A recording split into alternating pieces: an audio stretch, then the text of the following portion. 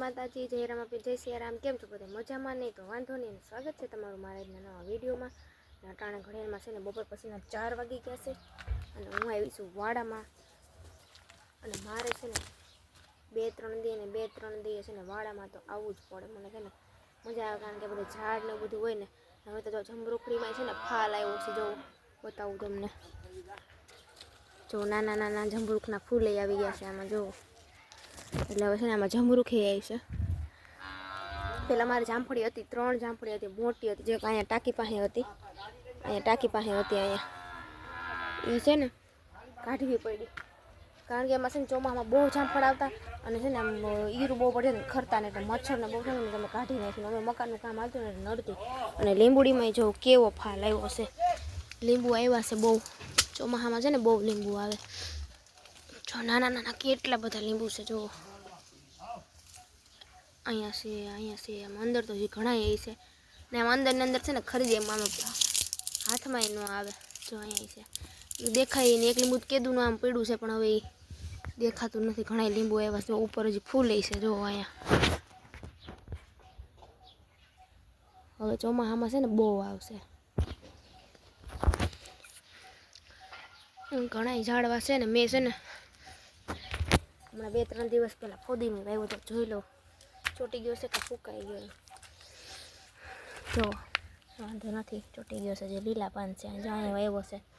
અહીંયા ફોદીનો બહુ હતો પણ છે ને મેં હે ને મારે ચટણી બનાવી હતી ને, તો મેં આમ મૂળિયા હતો ઉપાડી લીધો ને, એટલે ફોદીનો નીકળી ગયો. ત્યારે મેં પાછો આવ્યો. હવે ચીકુ ઉતારવા છે પણ મારે એકલીને કેમ ઉતારવા? આમ જો કેટલા ચીકુ છે. મને તો ચીકુ જોઈને એમ થાય કે છે ને ઉતારીને જ્યુસ બનાવી લો, પણ આમાં કેમ ઉતારવા? જોવો બધા વેચાતા લઈને ખાતા હોય, પણ અમારા ઘરના છે ને તોય કોઈ ઉતારી નથી દેતું. જોવો કેટલા ચીકુ છે.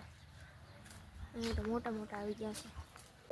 અને આ શેનું ઝાડ છે ને એ મને કંઈ ખબર નથી ને. આમાં છે ને કંઈક આવ્યું છે, હું તને જોવો આવું મને ખબર નથી આ શેનું છે એ. જો આ બાજુ એવું છે, મને તો નથી ખબર. તમને ખબર હોય તો મને કોમેન્ટમાં જરાક કહેજો કે આ શેનું ઝાડ છે. જોવો હરખું તમને બતાવી દઉં. આવી રીતના કંઈક પાન છે ને, કેવડું મોટું છે, જોવો. અને આવા એમાં કંઈક ફળ આવ્યા છે, જો અહીંયા કેટલા બધા લીંબુ છે, જોવો. હવે તો લીંબુ મોંઘા બહુ થાય ને, એટલે આપણે વાંધો નહીં આવે. આપણે લીંબુમાં આવી ગયા. એક અહીંયા છે મોટું છે આ. અને જો આ હુડાનું ખાધેલું છે ને, આ બહુ મીઠું હોય. આ ચીકુ હુડાનું ખાધેલું હોય ને બહુ મીઠું હોય. સુગંધ એક નંબર આવે છે, મીઠી મીઠી એકદમ. આમાં કેટલાય પડ્યા છે, કેટલા જો ખરી ગયા છે એને, જો ઉકાઈ ગયા. ટાણે છે ને કાચના વાસણ થોડાક મારે ઉટકવાના બાકી છે, તો એ છે ને ઉટકી નાખું. જો જે એમને પડ્યા છે, ઉટકવાનો વારો નથી એવો. જો કાલના જે એમને પડ્યા, જો એટલા જ છે, બહુ ઝાઝા નથી, થોડાક છે.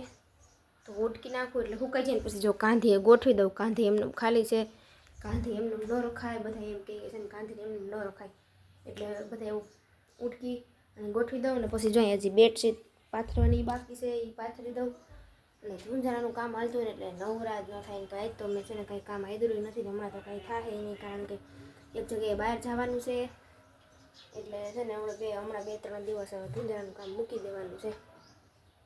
અને રસોડામાં તો છે ને ઝુંઝારા કરી નાખ્યા છે.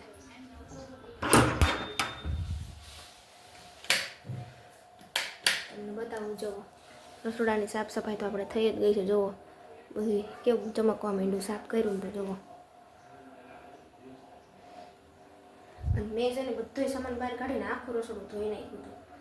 એટલે રસોડું પાકું હોય ને એટલે ધોવું જ પડે, કારણ કે વઘાર ઉડે ને એટલે બધું ચીકણું ચીકણું થઈ જાય ને. સફેદ લાદી છે ને એટલે બધું ધોવું જ પડે. એટલે મેં છે ને આખું ધોઈ નાખ્યું હતું. એ 6:30 વાગી ગયા છે ને. જો મેં કાચના વાસણ મારા ઉટકી નાખ્યા છે, જો મસ્તના ઉટકાઈ ગયા છે. અને કારેલા બાફવા મૂકી દીધા છે. કારણ છે ને કારેલાનું શાક બનાવવું છે ને, તો કારેલા બાફવા મૂકી દીધા. અને ઘણા એને કેવું હોય કે છે ને છોકરીના લગ્ન થાય ને તો એને કેટલો કરિયાવર આવે, કેટલો કરિયાવર દે ને માવતર. અને મારા માવતર તો હાવ ગરીબ હતા, કારણ કે મારે છે ને પપ્પા તો કાંઈ છે નહીં, અને મારી મમ્મી એક છે તો એની માથે બધું હાલતું, એટલે કંઈ કરિયાવરમાં કાંઈ છે નહીં. અને સમૂહમાં લગ્ન કર્યા હતા ને ન્યાય કાંઈ સમૂહમાંથી કંઈ કરિયાવર દીધો નહોતો મને એ બહુ એવું શેટી એક આવી હતી અને જો આ કબાટ છે ને એ કબાટ એવો હતો અને શેટી છે ને એ તો ભાંગી ગઈ આ પછી શેટી છે ને અહીંયા આવીને જો મારા હારા એ પૈસા દીધા હતા ને જો શેટી લીધી હતી અને મારા કરિયાવરની વાત કરું ને તો કરિયાવરમાં તો મારે શું છે એ કાચના તમને વાસણ બતાવ્યા હતા ને એટલા છે બાકી મારા કરિયાવરમાં કાંઈ નથી તો કારેલા છે ને બફાઈ ગયા ને મેં જો આવી રીતે છે કટકા કરી લીધા છે અને અહીંયા જો મસાલો તૈયાર કરી દીધો છે આમાં મેં છે ને લસણવાળી ચટણી લીંબુ ખાંડ મીઠું અને ચણાનો લોટ શેકીને નાખ્યો છે અને ધાણા નાખી દીધા છે ને હવે ચવાણું નાખવાનું છે અને હળદર ને ધાણા જીરું એટલી વસ્તુ નાખવાનું બાકી છે પછી છે ને કરેલાને વઘારી નાખું અને આ શાક આવી રીતે હું છે ને પહેલી વાર બનાવું છું નકર છે ને કારેલાને ભરીને કરું પણ ભરીને નથી કરતી આ છે ને કટકા કર્યા છે કારણ કે જો કારેલા ભરીને એટલે આપણે પછી પકાવીએ એટલે એ ઓલા થઈ જ જવાના છે ને કારેલા ખોલીને જ ખાવાના છે આખે આખા કારેલા તો કોઈ ન ખાય એટલે મેં છે ને કટકા કરી નાખું એટલે જો આ રીતે હું બનાવું છું અને જોઈ છે હવે ભાવે છે કે નહીં પહેલી વાર ટ્રાય કરી છે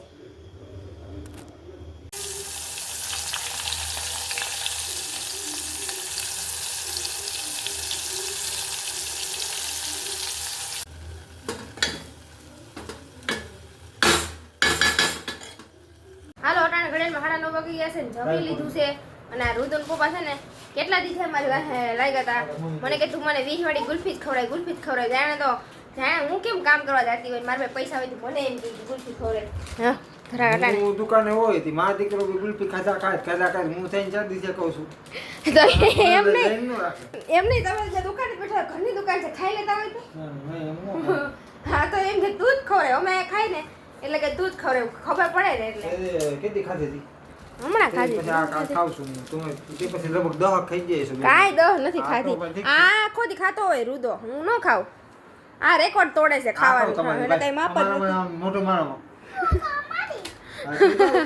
રિયાળો જો